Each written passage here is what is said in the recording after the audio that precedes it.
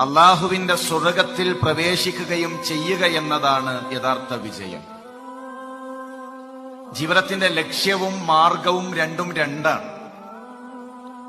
ഒരു മുസ്ലിമായ മനുഷ്യനെ സംബന്ധിച്ചിടത്തോളം അവന് ഒരേ ഒരു ലക്ഷ്യമേ ഉള്ളൂ, അത് അള്ളാഹുവിന്റെ സ്വർഗമാണ്. മറ്റുള്ളതെല്ലാം മരണം വരെ ജീവിക്കാൻ ആവശ്യമായ മാർഗമാണ്. നമ്മുടെ കുടുംബം മാർഗമാണ്. നമ്മുടെ കച്ചവടം മരണം വരെ ജീവിച്ചു തീർക്കുവാനുള്ള മാർഗങ്ങളാണ്. നമ്മുടെ കുടുംബമാകട്ടെ, മറ്റു ദുനിയാവിന്റെ ഏതെല്ലാം പളവളപ്പുകളാകട്ടെ, എല്ലാം മാർഗമാണ്.